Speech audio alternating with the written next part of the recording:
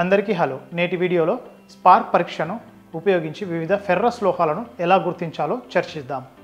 Objectives. ఈ video చివరిలో మీరు చేయగలరు: 1. టూల్ రెస్ట్లో లోహాలకు మద్దతు ఇవ్వండి.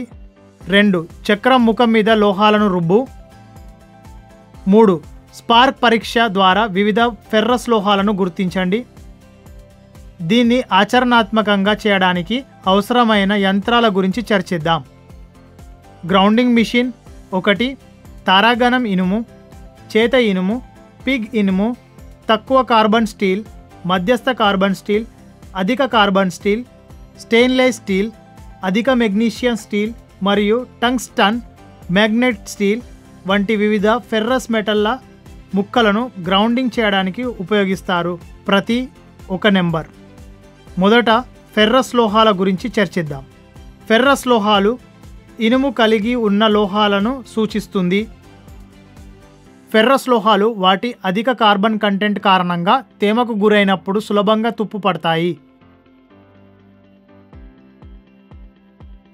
క్రోమియం, నికెల్, మ్యాంగనీస్, మాలిబ్డినం మరియు వెనీడియం, మ్యాంగనీస్ వంటి అనేక ఇతర మిశ్రమ భాగాలను ఫెర్రస్ లోహాలను రూపొందించడానికి ఉపయోగించవచ్చు. టూల్స్, పైపులు, కంటైనర్లు, కత్తిపీటలు మరియు ఆకాశహర్యాల వంటి పెద్ద నిర్మాణాలను తయారు చేయడం, వాటి ఇంజనీరింగ్ మరియు నాన్ ఇంజనీరింగ్ ప్రయోజనాల కోసం ఫెర్రస్ పదార్థాలను ఉపయోగించవచ్చు. చాలా ఫెర్రస్ లోహాలు అయస్కాంతంగా ఉండడం వల్ల వాటిని ఎలక్ట్రికల్ మరియు మోటార్ అనువర్తనాల్లో ఉపయోగించడానికి అనువైనదిగా చేస్తుంది.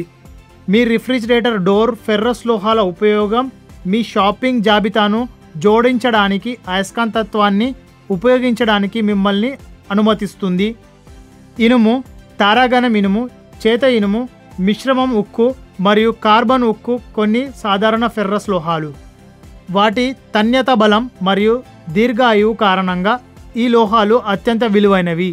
పొడవైన మరియు ఎత్తైన వంతెనలు కార్బన్ స్టీల్తో తయారు చేయబడ్డాయి. వీటిని స్ట్రక్చరల్ స్టీల్ అని కూడా పిలుస్తారు. ఇది నిర్మాణ రంగంలో ప్రధానమైనది. ఫెర్రస్ లోహాలు తుప్పు పట్టే అవకాశం మరియు అయస్కాంతత్వం వంటి కొన్ని ప్రాథమిక లక్షణాలను పంచుకుంటాయి. సాధారణ ఫెర్రస్ మెటల్ లక్షణాల జాబితాలో ఇవి ఉన్నాయి: మన్నికైన, మంచి తన్యత బలం, మంచి విద్యుత్ వాహకత, తక్కువ తుప్పు నిరోధకత, వెండి రంగు, పునర్వినియోగపరచదగినది. నాన్ అలైల్ స్టీల్స్, కార్బన్ స్టీల్స్ అని కూడా పిలుస్తారు, కార్బన్ను మిశ్రమ పదార్థంగా ఉపయోగిస్తాయి. మ్యాంగనీస్, సిలికాన్, సల్ఫర్ మరియు భాస్వరంతో సహా ఇతర మూలకాల ఈ స్టీల్స్లలో ఉన్నాయి. అయితే వాటి ఏకాగ్రత చాలా తక్కువగా ఉంటుంది. అవి పదార్థం యొక్క లక్షణాలపై ప్రభావం చూపవు. నాన్ అలైల్ స్టీల్ వాటి కార్బన్ కంటెంట్ ఆధారంగా 3 వర్గాలుగా విభజించబడ్డాయి: తక్కువ, మధ్యస్థ మరియు అధికం. ప్రతి వర్గానికి ప్రత్యేక లక్షణాలు మరియు ప్రాసెసింగ్ పద్ధతులు ఉన్నాయి. 1. తక్కువ కార్బన్ స్టీల్.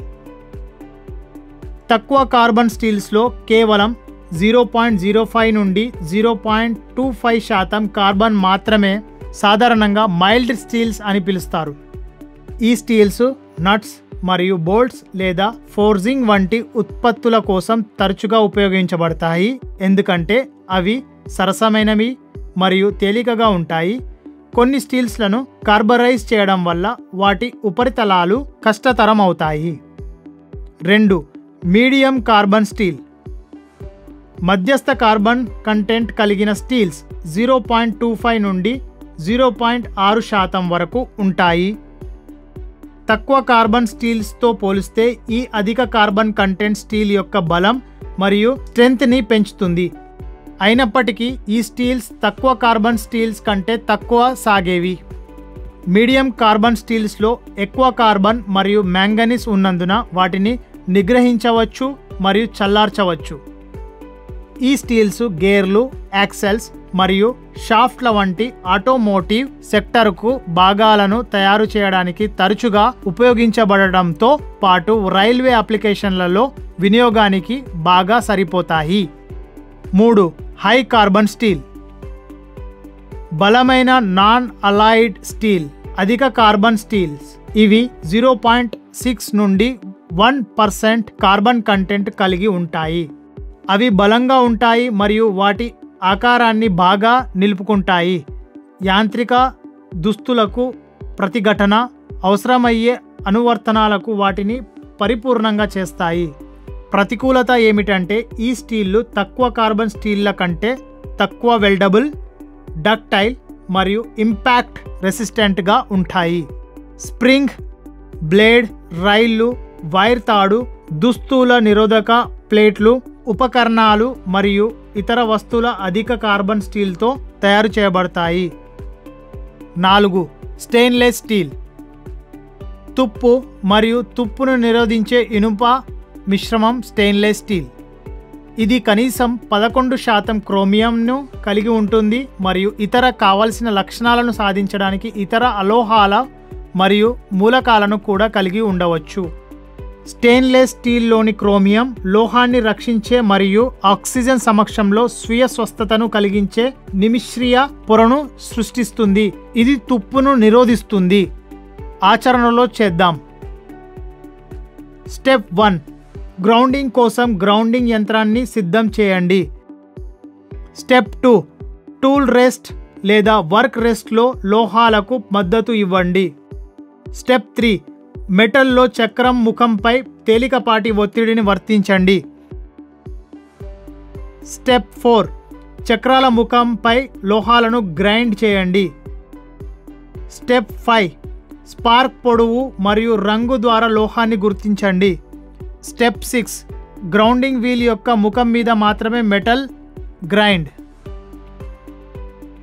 కింది వివిధ లోహాలను గ్రైండ్ చేయండి మరియు స్పార్క్లను గుర్తించండి. వివిధ లోహాలు: 1. లో carbon steel, 2. Medium carbon steel, 3. High carbon steel, 4. High speed steel, 5. Stainless steel. Spark test గురించి చర్చిద్దాం. అబ్జెక్టివ్స్: ఇది మీకు సహాయం చేస్తుంది. 1.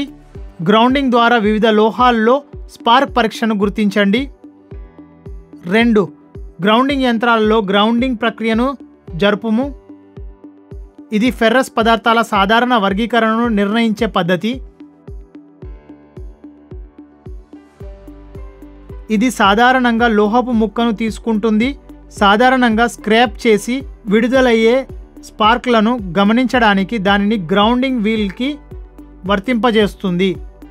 వర్గీకరణను నిర్ణయించడానికి ఈ స్పార్క్లను చార్ట్తో లేదా తెలిసిన పరీక్ష నమూనా నుండి స్పార్క్లతో పోల్చవచ్చు. స్పార్క్ టెస్టింగ్ ఫెర్రస్ పదార్థాలను క్రమబద్ధీకరించడానికి కూడా ఉపయోగించవచ్చు. స్పార్క్ ఒకవేళ ఉందా లేదా భిన్నంగా ఉందా అని గుర్తించడం ద్వారా ఒకదానికొకటి తేడాను ఏర్పరుస్తుంది. స్పార్క్ టెస్టింగ్ ఉపయోగించబడుతుంది ఎందుకంటే ఇది త్వరగా, సులభంగా మరియు చౌకగా ఉంటుంది. అంతేకాకుండా పరీక్ష నమూనాలను ఏ విధంగానూ సిద్ధం చేయవలసిన అవసరం లేదు కాబట్టి తరచుగా స్క్రాప్ ముక్కను ఉపయోగించబడుతుంది. స్పార్క్ టెస్టింగ్కు ప్రధాన ప్రతికూలత ఏమిటంటే మెటీరియల్ను సానుకూలంగా గుర్తించలేకపోవడం. సానుకూల గుర్తింపు అవసరమైతే రసాయన విశ్లేషణ తప్పనిసరిగా ఉపయోగించాలి. స్పార్క్ కంపారిజన్ మెథడ్ పరీక్షిస్తున్న మెటీరియల్ని కనీసం కొద్దిగా అయినా దెబ్బతీస్తుంది. స్పార్క్ టెస్టింగ్ చాలా తరచుగా టూల్ రూములు, మిషన్ షాపులు, హీట్ ట్రీటింగ్ షాపులు మరియు ఫౌండరీలలో ఉపయోగించబడుతుంది. ప్రక్రియ: బెంచ్ గ్రైండర్ సాధారణంగా స్పార్క్స్ సృష్టించడానికి ఉపయోగిస్తారు, కానీ కొన్నిసార్లు ఇది సౌకర్యవంతంగా ఉండదు కాబట్టి పోర్టబుల్ గ్రైండర్ ఉపయోగించబడుతుంది. ఏ సందర్భంలోనైనా గ్రౌండింగ్ వీల్ తప్పనిసరిగా తగిన ఉపరితల వేగాన్ని కలిగి ఉండాలి. కనీసం 23 minutes/second, నిమిషానికి 4500 ఉపరితల అడుగులు. కానీ 38 మరియు 58 minutes/second 7500 నుండి 11500 SFPM మధ్య ఉండాలి. చక్రం మూతకగా మరియు గట్టిగా ఉండాలి కాబట్టి అల్యూమినియం ఆక్సైడ్ లేదా కార్బోరండం తరచుగా ఉపయోగించబడతాయి. పరిశీలకుని కళ్ళలోకి నేరుగా పరీక్షించే కాంతి లేని ప్రదేశంలో పరీక్షా ప్రాంతం ఉండాలి.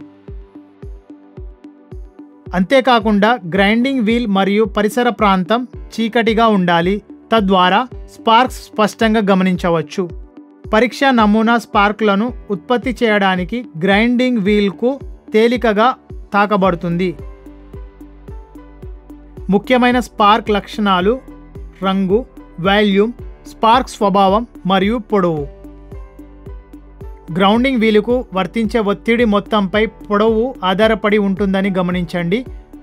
కాబట్టి నమూనాలకు ఒత్తిడి సరిగా లేకుంటే ఇది పేలవమైన పోలిక సాధనం.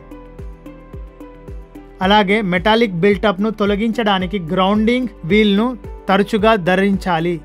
ఈ వీడియోలో ఫెర్రస్ లోహాలు, వాటి లక్షణాలు, ఫెర్రస్ లోహాల రకాలు, గ్రైండింగ్ మిషన్లతో స్పార్క్ పరీక్షలు ఎలా నిర్వహించాలి, వివిధ లోహాలలో స్పార్క్ టెస్టింగ్, గ్రైండింగ్ చేయడం ద్వారా గుర్తించడం మరియు గ్రైండింగ్ మిషన్లలోని గ్రైండింగ్ ప్రక్రియను నిర్వహించడం గురించి చర్చించాము. వీక్షించినందుకు ధన్యవాదాలు. Happy day.